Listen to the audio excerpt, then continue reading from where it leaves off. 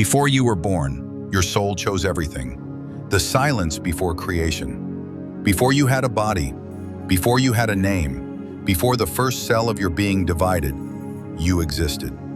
Not as flesh, not as thought, but as pure awareness. A spark of Satya, a breath of Brahman, a ripple in the ocean of consciousness. And in that place, silent, infinite, eternal, you made a choice.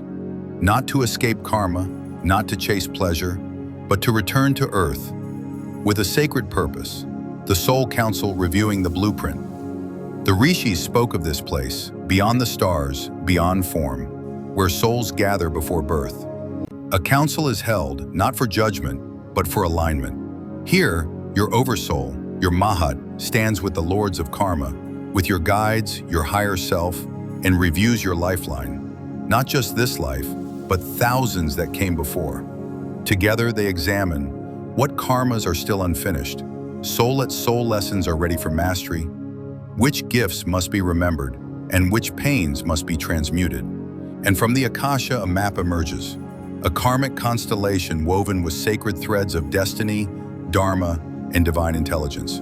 You chose your parents, your wound, your wisdom. Now comes the most sacred moment. You choose your entry point. Not randomly, not casually, but with deliberate love.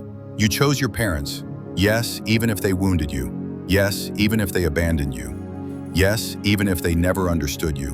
Because in their DNA lay the exact codes you needed to unlock your purpose. Their unresolved pain would become your inner initiation. Their limitations would sculpt your strength. Your Gotra, your Varna, your Nakshatra, these were not assigned to bind you. They were placed to awaken you. The descent through the lokas, then, you began your descent.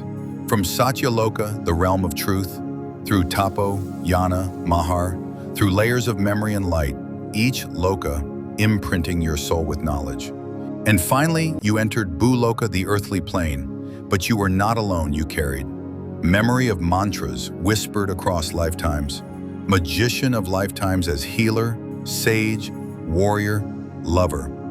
DNA of your ancestors, Sajiha of your soul, and as you pass through the womb, the sacred 12-strand DNA grid curled gently into dormancy, waiting for the right time to reactivate. Maya, the sacred veil of forgetting. The rishis taught that forgetting is not failure, it is part of the Leela.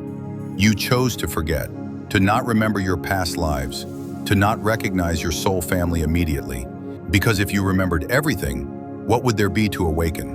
The forgetting is sacred, the amnesia is merciful.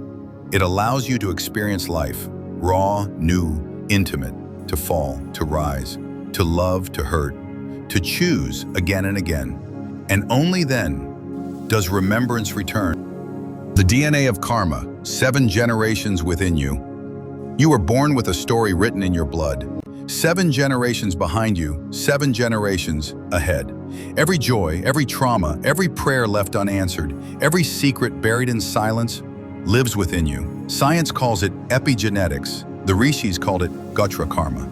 Your grandmother's grief, your grandfather's rage, your ancestral vows of silence or servitude or sacrifice. They didn't die.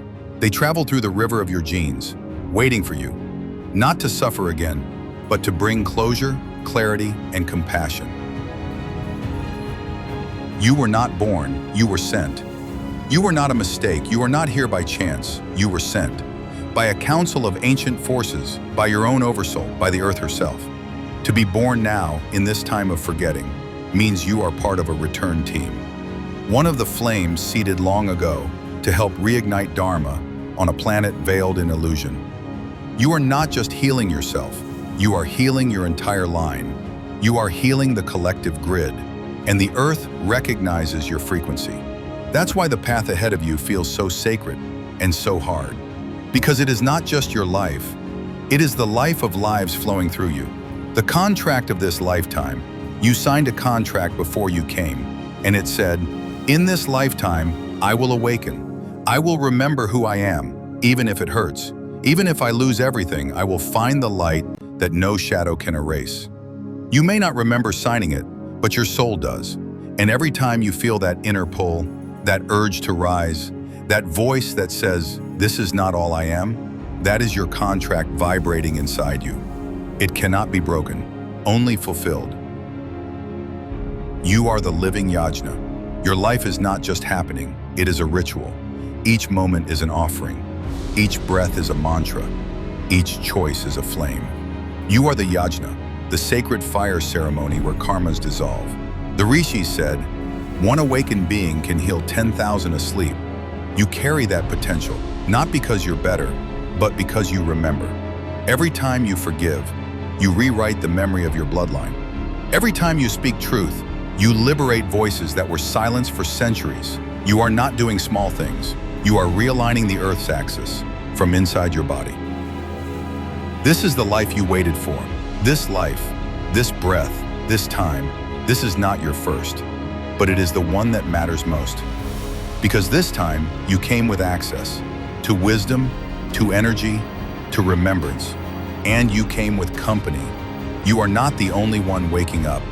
You are part of a great wave, a global family of souls that span every continent, every race, every name. You are the bridge between the ancient and the future, between the sacred and the forgotten. A rishi's whisper, O flame bearer, you are not broken. You are remembering. You are not small. You are part of the eternal script. You are not here to be perfect. You are here to be true. Let your life be the offering. Let your voice be the mantra. Let your remembrance set the world on fire.